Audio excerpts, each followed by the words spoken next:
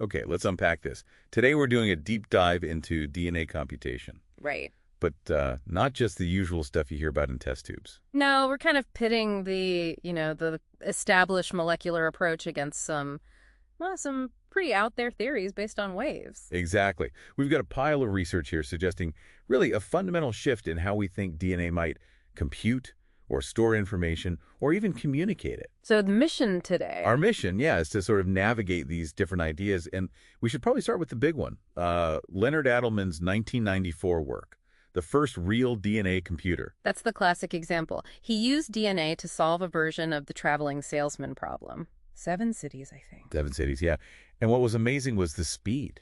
It took just 1 week, which, for that kind of problem back then, a regular computer would have taken, well, ages. Years, probably. And the mechanism is it's clever, because it uses basic chemistry, right? Totally.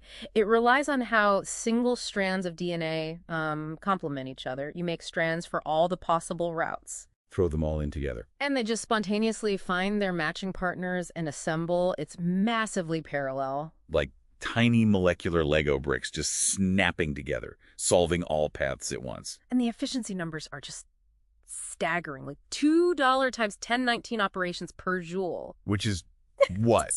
Compared to a normal computer? It's about 10 billion times more energy efficient. 10 billion. Yeah, but here's the thing, right? Is it actually a computer in the way we think of one? Like a universal machine? Ah, yeah, that's the catch.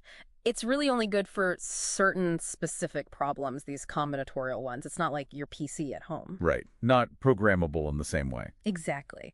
And there's another bottleneck. While the molecules assemble themselves super fast, the final step, actually finding the one right answer out of that molecular soup. That needs people. That needs people. Lab work, tweezers, gels, chemical washes. So the human is kind of doing the final critical readout. So, okay, you have this potentially super efficient engine, but reading the result is slow and manual.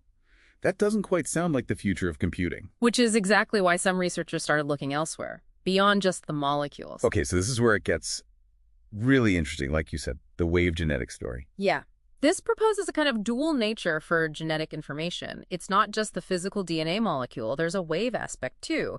Unity material and wave functions, they call it. Hold on, though. DNA as a laser. That sounds like, well, a pretty big leap from biochemistry as we know it. It is a big leap, but these researchers claim their experimental findings sort of force that conclusion. They say the chromosome setup acts as both a source and a receiver for signals, not just chemical instructions. What kind of signals? Well, for instance, they claim DNA generates these incredibly stable waves, solitons, acoustic and electromagnetic ones. Solitons. What are those exactly in this context? Like stable energy packet? Kind of. Think of a wave that travels without spreading out or losing energy, like a ripple that just keeps going, perfectly preserved.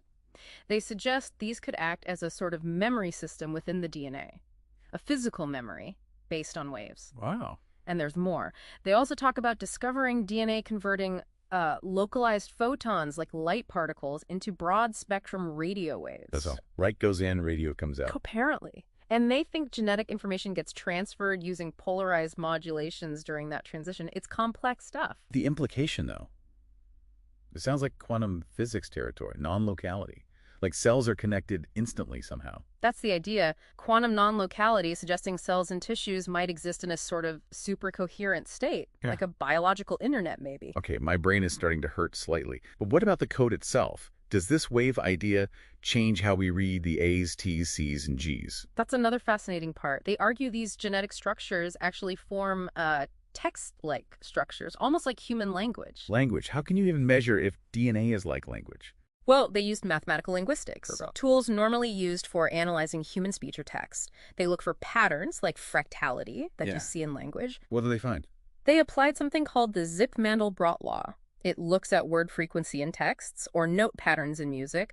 When they applied it to DNA sequences, the non-coding DNA, the 98% that used to be called junk DNA, those regions turned out to be statistically more like natural human languages than the actual coding regions, the genes themselves. Yeah, so the junk DNA is where the real language-like structure is, not the genes we thought were the whole story. That's what their analysis suggested, kind of flips the perspective. So, okay, wrapping my head around this, what does this all mean for building a future DNA biocomputer then? if this wave stuff is real? It means just using DNA for molecular assembly, like Adleman did, might be missing the bigger picture.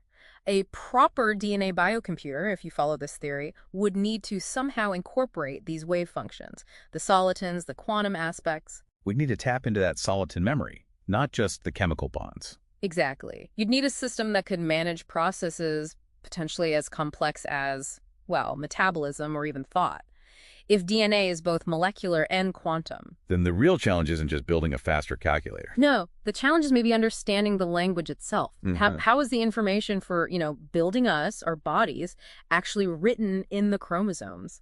And how is it read? That's the fundamental question we still don't have the answer to. So the next step isn't just engineering, it's deciphering this potentially deeper wave-based language first. Precisely. That seems to be the frontier if these theories hold any water.